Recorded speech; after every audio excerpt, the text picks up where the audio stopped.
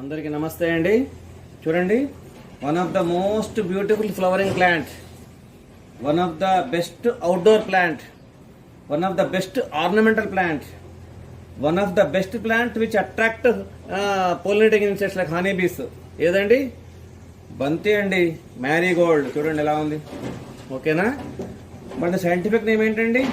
టాగటస్ ఎరెక్టా. అలాగే ఫ్యామిలీ ఏదండి? యాస్టరేసి ఫ్యామిలీ అండి. అలాగే డైసీకి చెందిన ఫ్యామిలీ కూడా అంటారండి దీన్ని. మరి నేమ్ ఒరిజిన్ ఏంటండి? మ్యారీగోల్డ్ ఎలా వచ్చింది? ఇంగ్లీష్లో మ్యారీస్ గోల్డ్ అనే అదర్ ప్లాంట్ నేమ్ ఉందండి ఒకటి, సేమ్ ఫ్యామిలీ. అదే ఫ్యామిలీ ఏది? క్యాలెండులా అఫిషినాలిస్ అనే ఫ్యామిలీకి చెందిన ఒక ప్లాంట్ ఉందండి. సేమ్ ఫ్యామిలీ కాదు, వేరే ఫ్యామిలీ. దాంట్లోంచి పుట్టింది మ్యారీగోల్డ్. దీన్ని కూడా మ్యారీగోల్డ్ అంటారండి, గుర్తుపెట్టుకోండి. ఇందులో కొన్ని ప్లాంట్స్ ఏమో యాన్యువల్, కొన్ని పెరెనియల్ ప్లాంట్స్ అండి. మరి ఇంత అందమైన ప్లాంట్ కదా, దేన్ని సింబలైజ్ చేస్తుంది? ప్యాషన్, ఆల్సో క్రియేటివిటీ అండి సింబలైజ్ చేస్తుందండి. కానీ కొన్ని చోట్ల నెగటివ్ కూడా సింబలైజ్ చేస్తుందండి. ఏంటండి? Cruelty, grief, jealousy. చూసారా? అంటే మంచి చెడు కూడా చూసుకోండి. ఈ ప్లాంట్ దాన్ని కూడా సింబలైజ్ చేస్తుంటారండి కొన్ని చోట్ల. ఇంకొక ప్రధానమైన అంశము, ఈ ప్లాంట్ సెల్ఫ్ సీడింగ్ ప్లాంట్ అండి, గుర్తుపెట్టుకోండి. అంటే ఒకసారి మీరు మీ గార్డెన్లో సీడ్స్ పెట్టేస్తే, ఈ ప్లాంట్ పెట్టేస్తే సీడ్స్ పడి మళ్ళీ వస్తూ ఉంటాయి, గుర్తుపెట్టుకోండి. మరి ఇంకోటి, ఊళ్ళల్లో మీకు చూస్తుంటారు, ఎన్నో పంటలకు అనుబంధంగా వేస్తారండి పొలాల్లో. గట్ల మీద చాలా కనబడుతుంటాయి మీకు ఈ ఫ్లవరింగ్ ప్లాంట్స్ పెడుతుంటారు ఈ పూల మొక్కలు. ఎందుకు?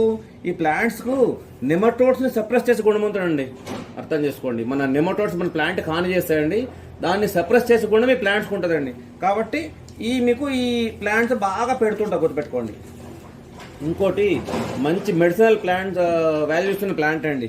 కాకపోతే మెడిసినల్ వాల్యూస్ మళ్ళీ చూస్తాము, చాలా పెద్ద ఇష్యూ. కాబట్టి మనం ఈ ఓన్లీ ఈ ప్లాంట్ కన్ఫైన్ చేద్దామని చెప్తున్నాం. ఇంకొక ప్రధాన విషయం అండి, ఈ ఫ్లవర్స్ ఉన్నాయి కదా, దీని ఫ్లవర్స్ స్మెల్ దోమలు తరిమి కొడతాయండి. ఆ గుణం ఉంటుందండి ప్లాంట్స్ ఈ ఫ్లవర్స్లో. ఈ ఫ్లవర్ స్మెల్ వల్ల దోమలు పారిపోతాయి.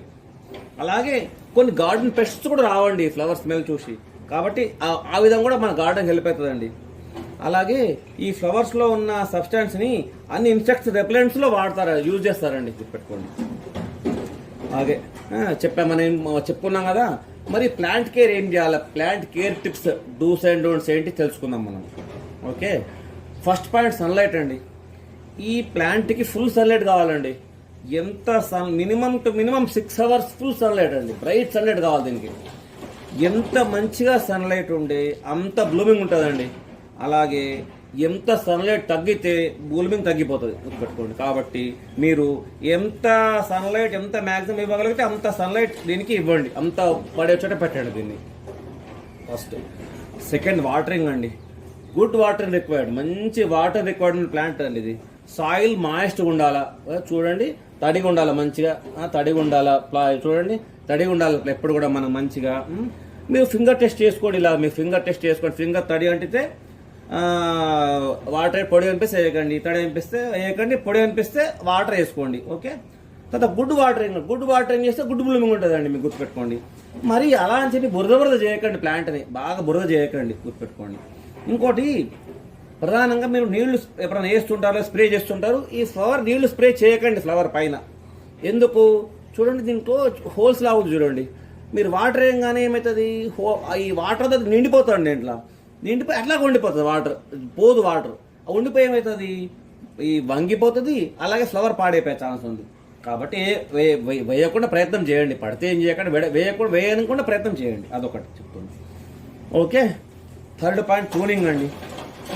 ప్రూనింగ్ పెద్దగా అవసరం లేని ప్లాంట్ అండి, గుర్తుపెట్టుకోండి. ఆల్రెడీ బుషీగా పెరుగుతుంది మంచి పెద్దగా అయితే మీకు. కానీ టిప్స్ కొన్ని తుంచేసేయండి. ఇప్పుడు కొన్ని టిప్స్ ఉంటాయి, గుర్తుపెట్టుకోండి. ఇట్లా ఏదైనా టిప్స్ ఉంటే తుంచేయండి.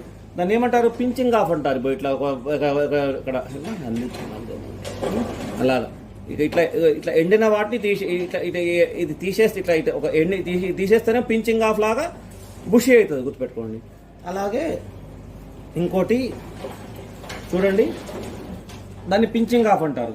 అలాగే ఎండిన ఫ్లవర్స్, ఎండిన ఏదైనా తీసేయండి, గ్రోత్ బాగుంది. ఇప్పుడు ఎండింది చూడండి, ఇలాగా ఇది చూడండి, ఎండింది, ఇది ఎండిపోయి దీన్ని తీసేసేయండి. ఎండిన ఫ్లవర్స్ తీసేసేయండి, ఎండిన వాడిపోయిన ఫ్లవర్స్ తీసేయండి. దీన్ని ఏమంటారండి? డెడియేటింగ్ అంటారండి. పించింగ్ ఆఫ్ అంటేనేమో ఈ ఈ చివరి తుంచేయడం, ఈ ఎండిన ఫ్లవర్స్ అవి తీసేయడమేమో డెడ్ హెడింగ్ అంటారండి, గుర్తుపెట్టుకోండి. డెడ్ హెడింగ్ చేస్తే కూడా ప్లాంట్ గ్రోత్ బాగుంటుంది, అదొకటి. ఇంకోటి ఫోర్త్ పాయింట్ కంటైనర్ అండి. కంటైనర్ బాగుండాలి, గుర్తుపెట్టుకోండి మీరు.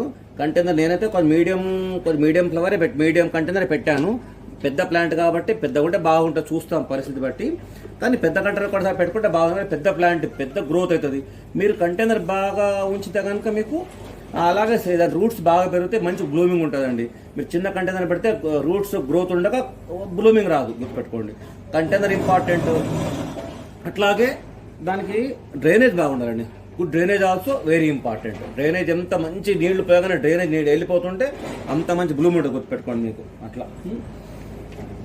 ఇంకోటి ప్రధానంగా పెస్ట్స్ అండి. ఈ ప్లాంట్ కొంచెం పెస్ట్ అటాక్ ఎక్కువే ఉంటుంది, గుర్తుపెట్టుకోండి. ఏముంటుంది మరి ముఖ్యంగా దీనికి ఫంగీ వలన ఏమవుతుందంటే stem rot, root rot, crown rot ఇవి వస్తాయి, గుర్తుపెట్టుకోండి ప్లాంట్కి. అలాగే యాఫిడ్స్ వస్తాయండి. అలాగే ముఖ్యంగా స్లగ్స్ అండి.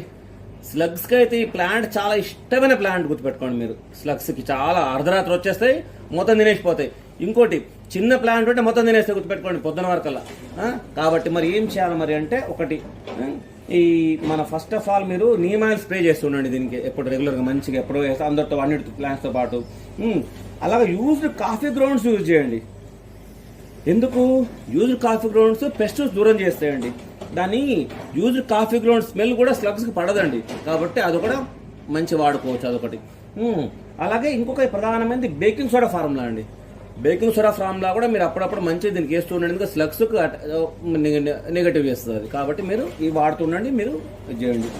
అలాగే ఫెర్టిలైజర్స్ ప్రధానమైన అంశం ఆల్రెడీ చెప్పాను నేను. యూజ్డ్ కాఫీ గ్రౌండ్స్ పెస్టిసైడ్ లా పనిచేస్తుంటుంది, అలాగే ఫెర్టిలైజర్ పనిచేస్తుంది, మీకు ప్లాంట్ గ్రోత్కి హెల్ప్ అవుతుంది యూజ్డ్ కాఫీ గ్రౌండ్స్. అలాగే బనానా పిల్ ఫెర్టిలైజర్ అండి. బనానా పిల్ ఫెర్టిలైజర్ కూడా ఈ ప్లాంట్కి వేయండి, చాలా మంచిగా యూస్ఫుల్ అండి, దీన్ని గుర్తుపెట్టుకోండి. ఈ విధంగా పనికి వస్తుంది. ఇంకా మోస్ట్ ఇంపార్టెంట్ పాయింట్ ఏంటండి, మీకు నాన్ టాక్సిక్ ప్లాంట్ డిక్లేర్ చేశాడు దీన్ని. ఈ ప్లాంట్ని నేను అన్ని వేరే ప్లాంట్ చెప్పినట్టుగా ఇంపార్టెంట్ అంటే ప్రతి ప్లాంట్ చెప్పాలి మనం, ఎందుకంటే తెలవాలి అందరికీ చెప్తున్నాను నేను.